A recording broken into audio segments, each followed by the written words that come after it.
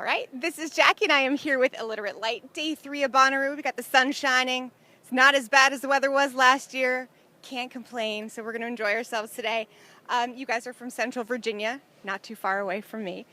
So how has kind of the area of Virginia in general kind of influenced your sound?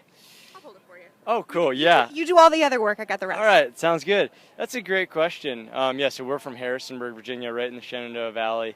And really, when we formed Illiterate Light, and even prior in other bands that we'd been a part of, it was really important for us to develop a sound in our hometown, which is a really cool, eclectic house show scene and some cool kind of underground music.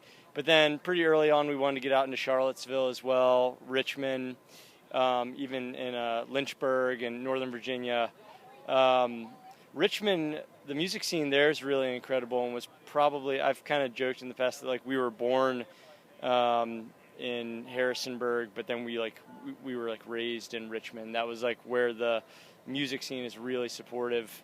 As far as the mountains and the landscape, that kind of influences a little bit of our, thunderous like big sound that we try to make. But I'd say more so just touring in the area and seeing other incredible. Virginia's like popping off right now musically, and we take a lot of pride in our home state. It's really been a big part of us finding our sound. Excellent. And so how does that sound, or how would you describe that sound on Carolina Lorelei?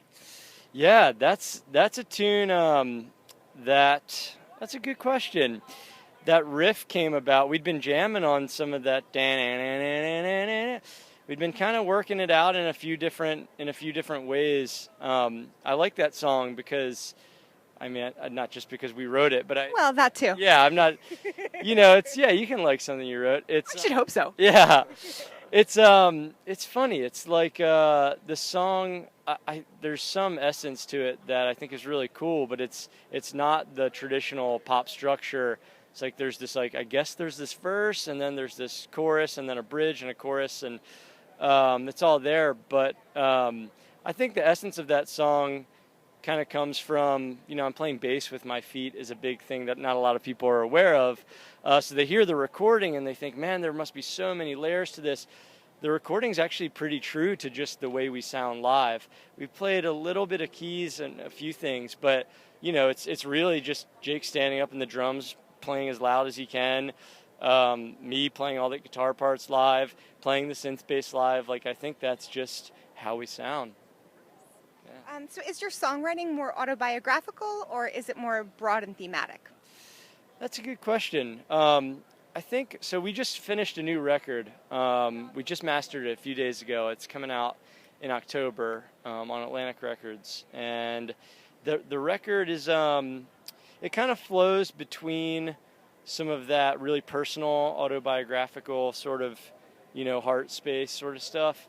And then also more looking out at the world and looking at what's happening in our culture politically and figuring out how we fit into the world. So it's not like a purely relational album, but it's not purely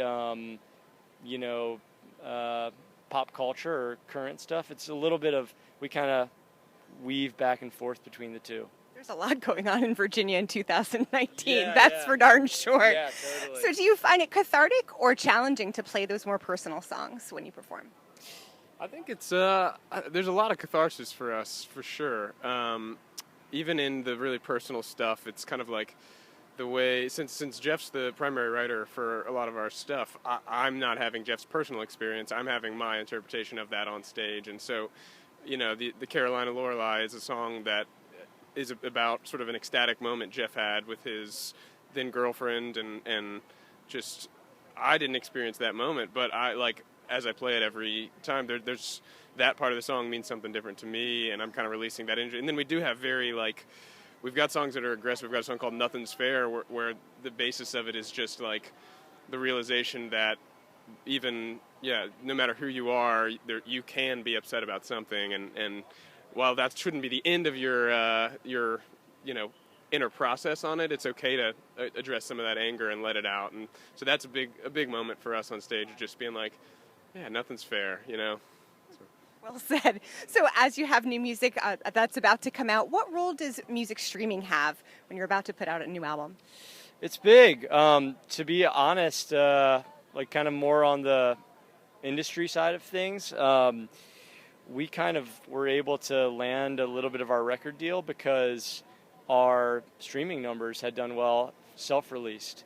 We had self-released some stuff, and that had gained some attention, and that gained the awareness of a handful of record labels. And so we're definitely thankful for streaming in that regard. We're going to figure that out because this is really our first release and first release on a major label, and we're not totally sure what that's going to look like. I think we'll have to come back to that in like a year and say, here's how it all went. But I know that Jake and I both, we've got Spotify and Apple Music, and it's a really quick and easy way for us to dive into a new artist. At the same time, we're both definitely album oriented and record lovers, and so that feels like a better way for us to go deep with an artist. But streaming is huge, you know. We're always discovering new music that way. And with music streaming in mind, was it important for you to create an album that was cohesive and that sends one cohesive message, or something that showcases your versatility, where streaming it might kind of fans might gravitate towards a song that isn't a single, but they just happen to really like it? I think honestly, this first album is music from, Jeff and I have been in this band for 4 years, and this is songs that have been written over that entire span. And so there are definitely themes, because there have been themes in Jeff and I's life and in our relationship and in how we've interpreted the world around us. But sort of it was what came out of us through this period of time, and then putting that together in a way that made sense to us. So it's certainly an album that we think lives together, but I think a lot of this, there's different eras for us. There's different, something we wrote 4 years ago, something we wrote 4 weeks ago is still on the album. Seriously. Yeah, so there's a shift there. That's actually a really great question, because we were literally just having this conversation like 3 days ago, because we just mastered the record for vinyl. And so we're sitting there talking about the difference between the way people experience music streaming-wise and versus vinyl. We decided to go with a little bit of a longer album. Not crazy, but it's like 42 or 44 minutes or something for a debut record. And we were just kind of like, with streaming, it's a little bit like people can find what they like and find what they dig. And if we put out 12 songs and people really just like one or two of them, like they can just go to that song, and it's over and over. And so, and that's cool. And then on the record, we were even talking about track listing. We're like, does track listing, sequencing, does sequencing matter in the era of streaming? We still listen to albums all the way through on Spotify, because so many artists create it that way. Yeah, but a lot of people aren't totally hip to that. So I don't really have an answer. But it's something that we're definitely talking about, and we felt like it's okay to give a little bit more right now, because people can find what they like and they can move on after that. I think 5 years from now, that answer could be completely different. I think. Exactly. Right. And I think we are probably of the generation who went to a record store, bought a CD or a cassette. Totally. I'm old, I'll say it, and listened to the whole thing front to back. Opened the packaging and read along. Read all the lyrics. Yeah. But I think you're very right. You can pluck the one or two songs that you really dig and listen to them over and over again and still really enjoy it. Right. And that has value. But I think 5 years from now, I think we're going to see, the sort of the sequencing. Does it matter, or do you just put what you happen to prefer, or you do it alphabetical order, like you throw darts at the board and that's what you do? Yeah, it's really interesting. It's like the whole art medium of records is definitely shifting. So it'll be cool to revisit the conversation a few years down the road. What role does music videos have? Is that something that Atlantic is also talking about? Totally. Very much so. Yeah, no. We are, all your questions are very timely, because we're figuring out, we're putting out a new single in a few weeks, and we're doing the video for it next week. And so we've been talking about videos a ton. And certain artists are so visual and flow so well there, and we're still finding our sweet spot. we're a very live band, and so a lot of our videos up until now have just been really just capturing live moments. But yeah, now we're trying to figure out a little bit of what our visual aesthetic is, and we both enjoy watching music videos, but it's a little bit of like new territory for us still. Do you do performance based? Do you do storytelling? Yeah. It's your debut. Exactly. You know, what do you want to do? I think at the end of the day, we're not trying to put like too much pressure for it to be the perfect one. But if you want to talk about the well, I think it's the debut, but it's also just our first shot at it. I think we want it to be really cool, and I think it's going to be. We've had a really fun process of trying to break the song down and get past what we think the connections are and just see what else is out there. So I'm excited, honestly, to see how it turns out. I think we're working with some folks from our hometown of Harrisonburg that we're really in love with, and we're excited about their work. And we're from a small town, and a lot of our team is from our town, and it means a lot to us to kind of expand into a bigger music industry, but also our lighting guy went to school with me from 3rd grade all the way through high school, and we stayed in touch in college, and he's filming right over there behind the thing. So yeah, it's really important to us to know who we're working with and to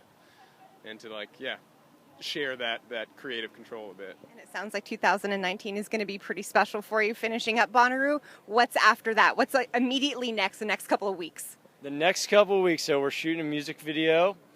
It's funny, if the last 6 months, I don't think we've had more than 2 or 3 days off. We're finally actually getting a little bit of downtime. Actually, so next week we jump up to Peoria, Illinois. We're playing with the record company, doing a fun radio show up there. Then we shoot a music video. Then we release a new song. And then we hit a headlining tour in late July. We're doing a Newport Folk Festival and Lollapalooza, and we've got a few headlining dates in between there. And we go out with Rainbow Kitten Surprise after that. So we've kind of got like 3 weeks of downtime, but it's not downtime. It's writing time. It's writing time. Enjoy it while it lasts, because it's gone for the rest of the year. Well, stay tuned for much more from Illiterate Light. This is Jackie. Thanks to In the Key of Change and Chorus FM.